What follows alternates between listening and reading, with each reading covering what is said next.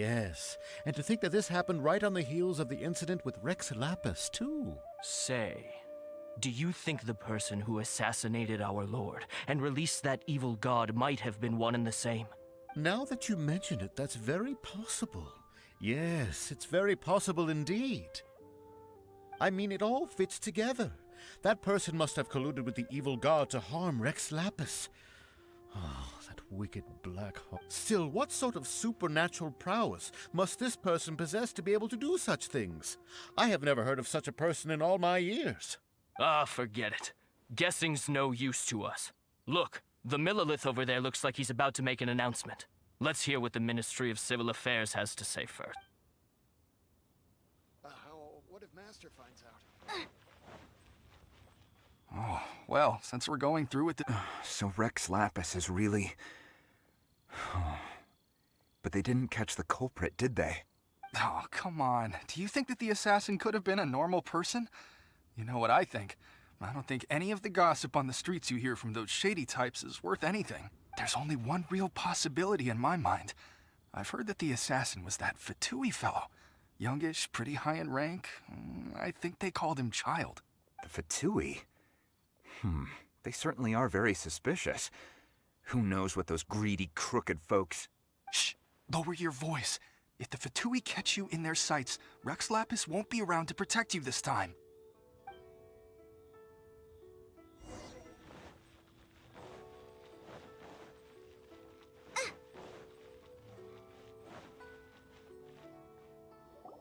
Hear ye all! The Qixing's words. Though a dragon soars ageless as the mountains, it too must return to dust. This is common knowledge. Gods and Adepti live glorious lives, but both light and shadow have their season. So too must they face divinely appointed trials. Rumors and hearsay abound on the streets that Rex Lapis was murdered. Now, let the truth be revealed. Having been thwarted in his trial, Rex Lapis's soul has recouped the celestial heights. He beseeches the people of Liyue to grieve not and to let not their hearts be saddened. Nor are they to believe street-born rumors or indulge in baseless speculation.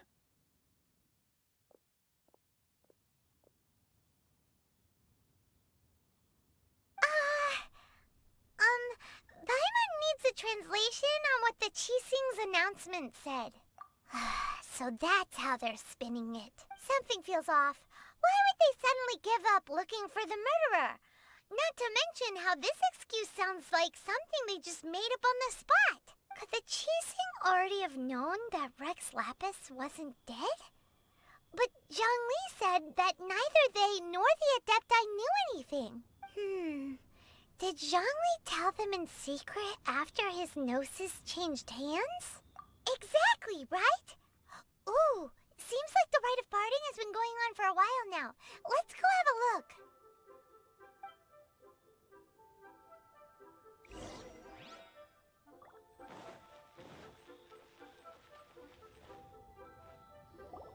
Look, it's Ningguang and Keqing. Are they saying something? Are their speeches over? As said previously, Rex Lapis's soul returning to the heavens is the end of the contract. And it is also the end of an era.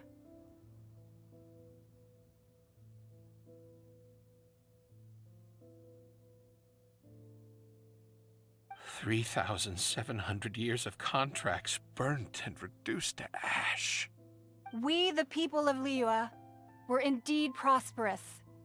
But blinded by our prosperity, we forgot that time can be pitiless. The long, unending dream of our Archon walking among us. Now that we have awoken from our dream, we must learn to say farewell.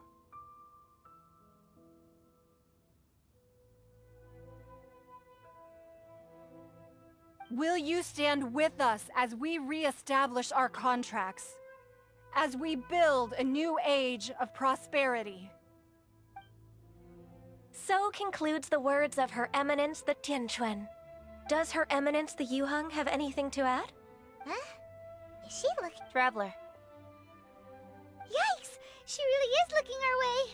Is that the traveler who they say defeated the ancient god? So young. The Liyue Qixing always repay their debts. And name your price. You deserve that much. Whoa.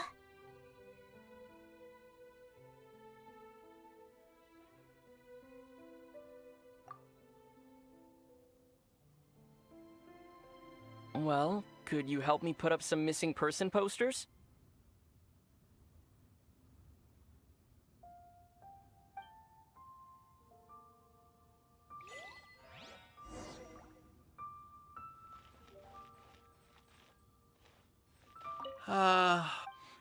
Perhaps.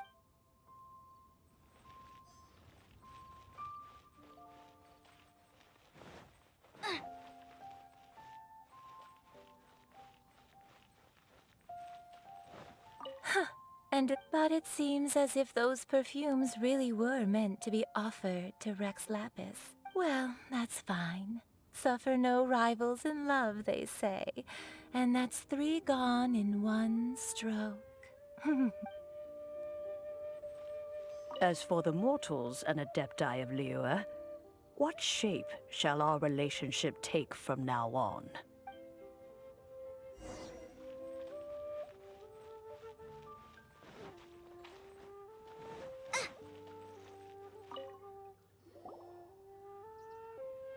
Hey, Zhongli! Look at this. Everyone in Liyue is caught up in their emotions, thinking that they'll never see Rex Lapis again. And here you are looking all relaxed. Why would I not feel more at ease after laying down the burden I have borne for 3,700 years? Right. If the two of you can spare the time, I should treat you to a meal at the Liyue kiosk. Ha! That sounds like big talk, Zhongli. Paimon might have believed you if you were treating us to some third-round knockout, but you'd have to pay out your nose just to stand inside Liyue kiosk. Are you sure you can afford it? You're right. I do like the Mora. As the Rex Lapis Morax, I can easily create Mora. But since I have chosen to walk this earth as the mortal Zhongli, I should abide by the same rules that mortals do.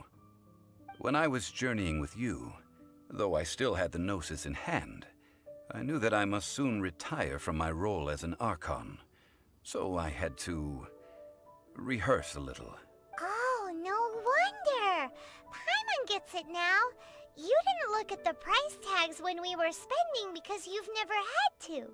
But since you weren't used to not being able to just make more Mora as and when you wanted to, you had to try becoming a parasite to society who lives off of other people's credit. Well, we were only spending Fatui money. You don't have to say it like that. In the City of Commerce, we do not merely exchange money or goods. We also exchange knowledge, memories, and foresight, as well as positions, roles, and lives. The Archon Morax could never experience life as the true mortal Zhongli could, no matter how many times he descended to be with his people. I must thank you for that. I will treasure the memories that I made as Zhongli, traveling the streets of Liyue with you. That is true. But there is no journey that does not end. No meetings without partings. Paimon thinks that we should make a move and continue our search for the 7. I fear that continuing your journey may be difficult. The nation that neighbors Liyue by sea, Inazuma, is presently closed. Yes, the nation has been closed by order of its deity, the Electro-Archon Ball. And just as the people of Liyue preferred to call me Rex Lapis, she too goes by another name among locals in Inazuma. Paimon thinks we've heard that one before. Raiden? That is the case. And since Raiden is also the Shogun of Inazuma, people call her the Raiden Shogun. That said, though people at the wharf were saying that the situation in Inazuma is very tense, Paimon doesn't remember that always being the case. It wasn't that bad last year. Zhongli, since you're Rex Lapis, shouldn't you know something about what's happening there? Just how did Inazuma become a closed nation? It's because of visions. Visions? When faced with circumstances beyond their control, humans often bemoan their lack of power. But if a person shows true strength of will at a desperate and fateful moment in their life, the gods will look upon them with favor. This is what visions are. Magical foci bestowed upon those who have been acknowledged by the gods. Uh-huh. That's how people in Teyvat see it. But starting from last year, the Raiden Shogun began promulgating the Vision Hunt Decree. Vision Hunt Decree? Yes. It was an order to seize all visions within Inazuma's borders, and to inlay them upon the hands of the statue of the omnipresent god. They want to seize visions. But why? Aren't visions blessings from the gods? I should think that in the Raiden Shogun's eyes, it is precisely because they are divine blessings that they should be under the sole dominion of divinity. Whoa, that's harsh. The Anemo Archon is the god of freedom, and the Geo Archon is the god of contracts. For her part, the Raiden Shogun is the god of eternity. It seems as though she has finally decided to eliminate any unstable elements that could pose a threat to her eternal realm. The fact that even I, the oldest of the seven, have now passed away, will only strengthen her resolve to pursue eternity. Knowing her, she must have again quoted that adage she is most fond of when proclaiming that decree to her people. 7 ideals for 7 gods. And of these, eternity is nearest unto the heavenly principles. All right then. Was there anything else you wished to know? Ah, that was a good one. Failing a divine trial. How they came up with that excuse, I will never know. That said, the reason why the Qixing were so eager to resolve the incident and stop pursuing the culprit was indeed because they received news in secret that Rex Lapis was not dead. I hinted as much to the Adepti as well. How did I accomplish that, you ask? Have you ever heard of this particularly convenient Adepti art known as gifting dreams and visions? All right then. Was there anything else you wished to... Yeah, about that. Before the Qixing made their announcement, we listened to a lot of people talking on the way. Most of them put the blame for everything on Child. These are indeed false accusations. But it remains undeniably true that Child did send people to the Jade Chamber to prevent the Adepti and the Qixing from defeating the ancient god. I've heard that Ningguang is busy milking that for all it's worth on the foreign relations front at the moment, browbeating the envoys of the Fatui. Ha! Those poor Snezhnayan diplomats. If it were not for Child's exalted position as a harbinger, I'm certain that they would have shifted all the blame to him and called for his dismissal by now. All right then. Was there anything else you wished to know? The time of the Adepti has long passed. If even the Liyue Qixing don't want to face that truth, then what future is there for Liyue? Kuching is absolutely right in saying this. Now, though I did laud Ningguang's desire for power, believing this to be a good thing, and thought as a matter of course that she must have been behind the Qixing's plan to take governing power over Liyue from the hands of the gods and Adepti, could the original person who brought up the idea of seizing power have been... All right then. Was there anything else you wish to know? That's right. Zhongli, now that you don't have your gnosis, what's going to happen to all the Mora in Teyvat? Since Morax is dead, are they all just gonna disappear? Also, isn't the Golden House the only mint in the entire continent? Will it even continue to work? The Mora present now will not vanish. But the Golden House will indeed have to cease operations for a lengthy period of time, since creating Mora requires the use of the Geo-Archon's power. This is terrible!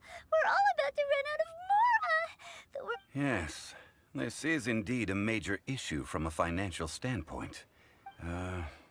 Well, I suppose we'll just leave such troublesome matters to the Liyue Qixing to debate. Then, did you at least set some private funds aside for yourself? Oh, a private fund. This does seem like a good, logical, common-sense idea. It's a shame. What's a shame? It's a shame that I didn't think of it at the time. All right, then. Was there anything else you wish to know? Well, then.